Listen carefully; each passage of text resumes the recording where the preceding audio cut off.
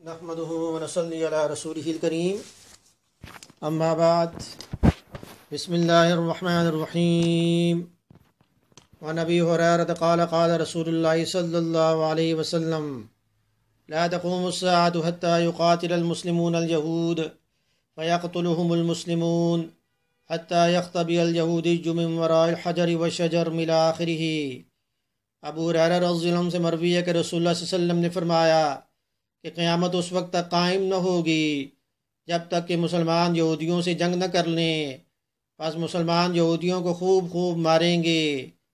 حتیٰ کہ ایک یہودی جو ہے وہ درخت یا پتھر کے پیچھے جا کر چھپ جائے گا۔ فیقول الحجر، پس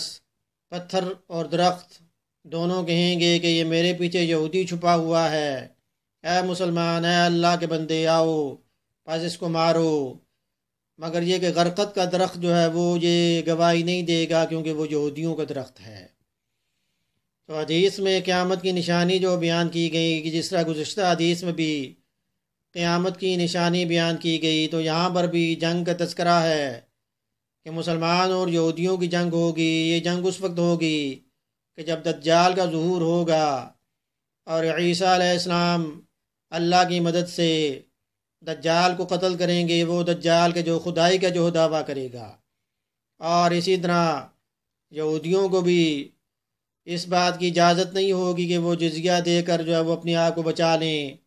بلکہ ان کے لیے دو ہی راستے ہیں، یا تو اسلام قبول کر لو یا پھر موت۔ تو یہودیوں کو مسلمان جو ہے وہ خوب ماریں گے، اللہ کی مدد سے یہودیوں کو شکست ہوگی، اسلام کا نفاذ ہوگا۔ تو یہاں پر حدیث میں ایک درخت کے بارے میں بتایا گیا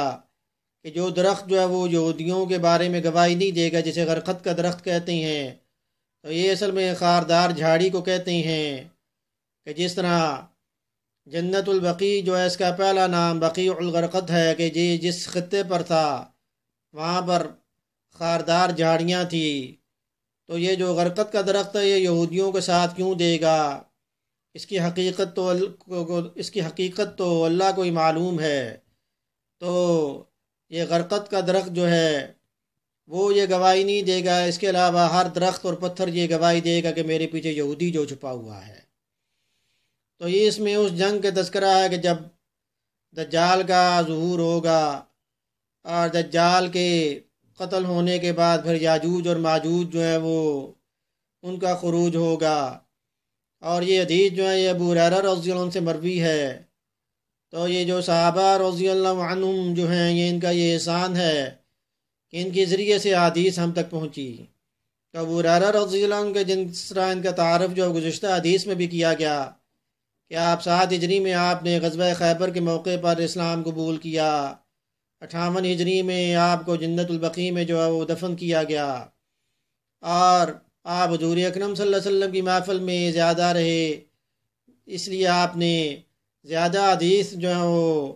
آپ نے سنی، آپ نے روایت کی، 5374 حدیث آپ سے جو ہے وہ روایت کی گئی ہیں۔ تو حضور اکرم صلی اللہ علیہ وسلم نے آپ کے لیے دعا بھی فرمائی کہ آپ کو بھولنے کی بیماری جو لاحق نہ ہو۔ آپ کو علم کا برتن کہا گیا، خود آپ یہ بات فرماتے تھے، جس طرح بخاری شریف میں روایت ہے کہ میں نے حضور اکرم صلی اللہ علیہ وسلم سے علم کے 2 برتن یاد کر لیے، ایک کو میں نے پھیلا دیا۔ تو ابو ہریرہ رضی اللہ عنہ جو ہیں آپ تقوی جو ہے وہ اختیار کرتے،